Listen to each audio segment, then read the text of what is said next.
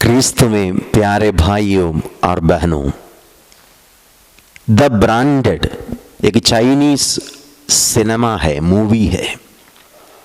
ईसाई लोगों को विश्वास के कारण जो अत्याचार सहना पड़ा, चाइना में क्रिस्तीय विश्वास के कारण जो लोगों को दुख संकट सहना पड़ा, उनके बारे में एक सिनेमा है, द ब्रांडेड। प्रियजनों, कभी कभी हम लोग भी लोगों को ब्रांड करते हैं। वो ऐसे है, उसका ट्राइब ऐसे हैं, उन लोग ऐसे हैं, उधर से कुछ भलाई तो नहीं आएगा, उन लोग आगे नहीं बढ़ेगा, उन लोगों से इतना ही एक्सपेक्ट करना काफ़ी है, उन लोग इससे अच्छा से नहीं कर पाएंगे। We also brand people. एक बहन बोल रही थी कि जैसे उसका पति, वो पति के ट्राइब के विषय में उसको लज्जा होते हैं। वो बोल रही थी, जैसे मैं लोगों को परिचय कराता हूं, ये मेरा हस्बैंड है, मैं उसके ट्राइब के विषय में कभी भी नहीं बोलता हूं, मैं लज्जा महसूस करता हूं। प्रियजनों, इसी प्रकार लोगों को हम ब्रांड करते हैं। बाइबल में ऐसा एक समुदाय है, उनका नाम है समारी लोग। समारियों के विषय में बाइबल का कहना है, यहूद भाई बहन ने उनको ब्रांड किया। समारी लोग तिरस्कृत लोग थे। समारिया में लोग रहते थे और उधर आराधना करते थे। लोग भी प्रभु की आराधना करते थे। उन लोगों के पास भी बाइबल थे, लेकिन यहूद लोग उनको तुच्छ समझते थे। यहूद लोग उनको तुच्छ समझते थे और उनके विषय में ऐसा सोचते थे कि उधर से कोई भलाई नहीं आएगा, उधर से कोई नबी नहीं आएगा, इन लोगों को वचन के प्रति ज्ञान नहीं है। इसलिए समारी लोगों के प्रति यहूद भाई बहनों के मन में तुच्छ भावना था। हालेलुया, हालेलुया, यीशु की स्तुति हो, यीशु की महिमा हो। यहूद लोग समारी लोगों को बारे में सोचते थे, इन लोगों का खून अशुद्ध है, क्योंकि इन्होंने रोमियों के साथ व्यभिचार किया है और इनका वंश अशुद्ध हो गया है। इसलिए यरूशलेम मंदिर में आने के लिए, जहाँ यहूदों के लिए बहुत इम्पोर्टेंट जगह है, आराधना का जगह है, यहूदों के लिए यरूशलेम मंदिर बहुत इम्पोर्टेंट जगह है। लेकिन समारी लोगों में कोई भी यरूशलेम में आकर आराधना नहीं करते थे। उनको उधर चढ़ावा देने के लिए अनुमति नहीं थे, उधर प्रार्थना करने के लिए अनुमति नहीं थे।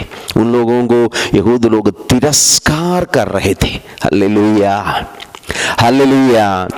और यहूद लोगों के मन में विचार था, समारियों के बाइबल, वो बाइबल में सिर्फ 5 ग्रंथ होते थे, पेंटाट्यूक। पंच ग्रंथियों को समारी लोग अपने बाइबल मानते थे और प्रभु का वचन मानते थे। जो लोग यरूशलेम में है, यरूशलेम के लोगों का बाइबल में 5 ग्रंथ नहीं है, काफी ग्रंथ थे। यहूद लोग सोचते थे इनके पास सिर्फ 5 ही ग्रंथ है, वचन के प्रति कोई जानकारी नहीं है, तुच्छ समझते थे। ब्रांड किया, ब्रांड करके तिरस्कार कर रहे थे। प्रियजनों, ऐसे एक परिस्थिति में यहूदी लोग और समारियों के बीच में बहुत शत्रुता और दुश्मनी थे। ऐसे एक परिस्थिति में यीशु का जन्म होते हैं। यीशु जैसे अपने सेवा कार्य शुरू किया, यीशु को धीरे धीरे पता चला ये समारी लोग ऐसे तिरस्कृत लोग हैं, दे आर ब्रांडेड पीपल। उनके बारे में लोग तुच्छ समझते हैं, उनको तिरस्कार करते हैं, उनको आराधना करने के लिए यरूशलेम आने के लिए अनुमति नहीं है, उनका चढ़ावा यरूशलेम मंदिर में स्वीकार नहीं करते हैं, उनके प्रभु के वचन के बारे में उनका जानकारी को इन लोग तुच्छ समझते हैं और निंदा करते हैं। ऐसे परिस्थिति में यीशु का एंट्री होते हैं। हालेलुया, यीशु की स्तुति हो। यीशु की महिमा हो। प्रियजनों, यीशु के प्रेरित कार्य में, सेवा कार्य में तीन घटनाएं हैं, तीन घटनाएं। पहली बात यह है कि योहन के अनुसार पवित्र सुसमाचार अध्याय 4 में एक समारी स्त्री से यीशु का मुलाकात, एक समारी स्त्री से यीशु का मुलाकात। Hallelujah, hallelujah. यीशु की स्तुति हो, यीशु की महिमा हो, यीशु की आराधना। यीशु उस स्त्री से मिलने के लिए एक समारियों के वहां जाते हैं और स्त्री से मुलाकात होते हैं। प्रियजनों, यहूद लोगों का विश्वास ये है समारी लोग अशुद्ध है, इसलिए प्रभु अपने कार्य के लिए उनको इस्तेमाल नहीं करेगा।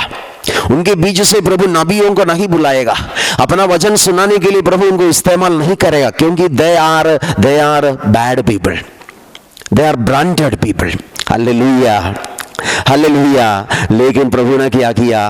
प्रियजनों, अपने 12 शिष्य लोगों को सुसमाचार के प्रचार करने के लिए भेजने से पहले प्रभु ने एक समारी स्त्री को बुलाया, अपना वचन दिया, आत्मा प्रदान किया और उसके गांव में वचन सुनाने के लिए प्रभु वो स्त्री को भेज देते हैं।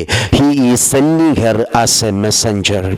सुसमाचार के प्रचार के रूप में सबसे पहले ये स्त्री को प्रभु ने भेजा, प्रभु ने उसको इस्तेमाल किया वचन सुनाने के लिए। Hallelujah, hallelujah. प्रभु ये संदेश दे रहे थे, किसी को भी ऐसे ब्रांड नहीं करना चाहिए, किसी को भी ऐसा तुच्छ नहीं समझना चाहिए, किसी का भी ऐसा तिरस्कार नहीं करना चाहिए। हालेलुया, यीशु की स्तुति हो। दूसरी बात यह है कि यीशु एक समारी गांव में प्रवेश कर रहे थे कि 10 कोढ़ी आकर यीशु से अनुनय विनय किया, प्रार्थना किया, प्रभु हम पर दया कीजिए, प्रभु हम पर तरस खाइए बोलकर प्रार्थना किया। प्रभु ने उनको चंगा किया, रास्ते में उन लोग चंगा हो गए।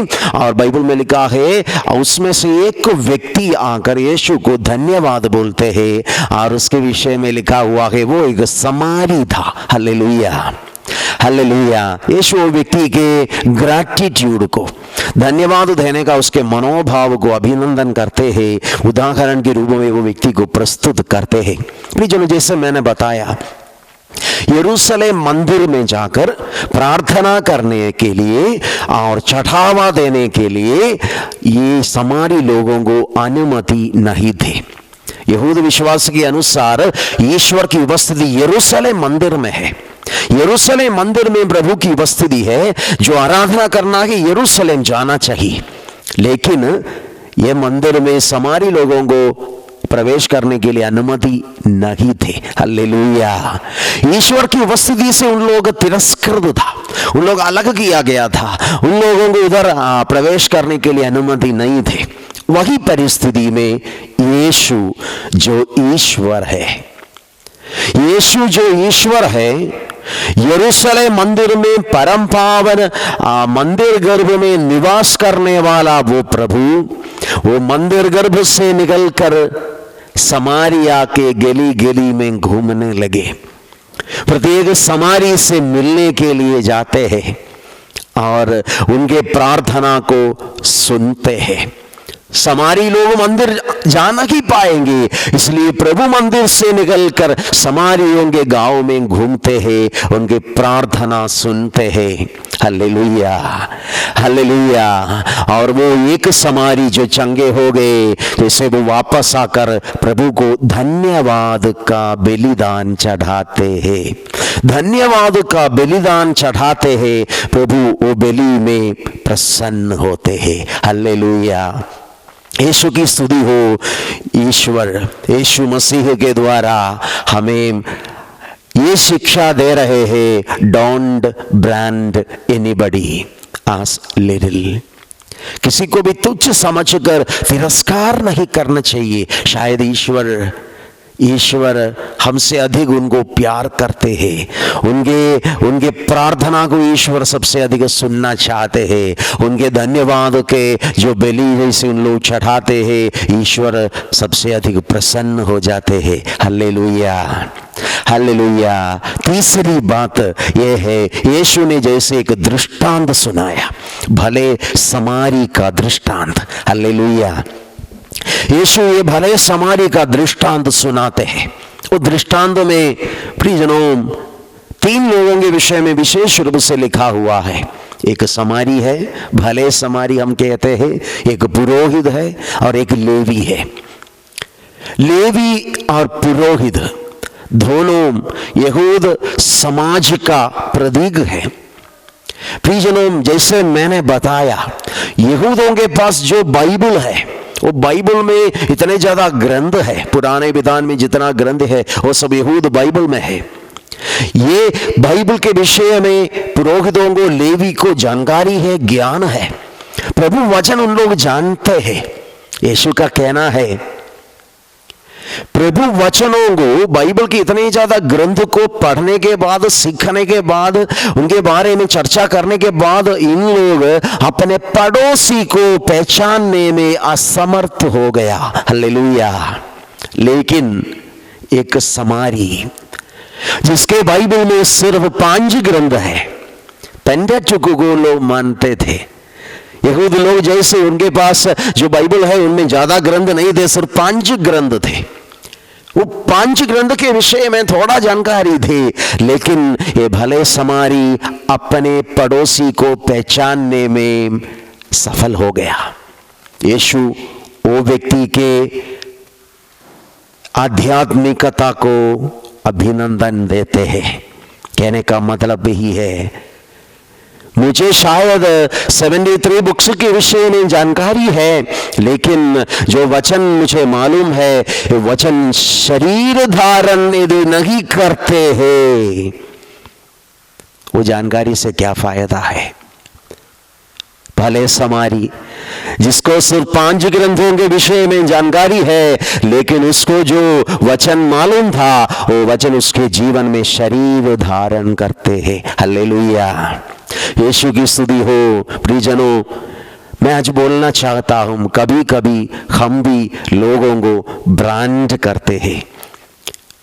हम भी कभी कभी लोगों को ऐसे क्लासिफाई करते हैं, तुच्छ समझते हैं, तिरस्कार करते हैं।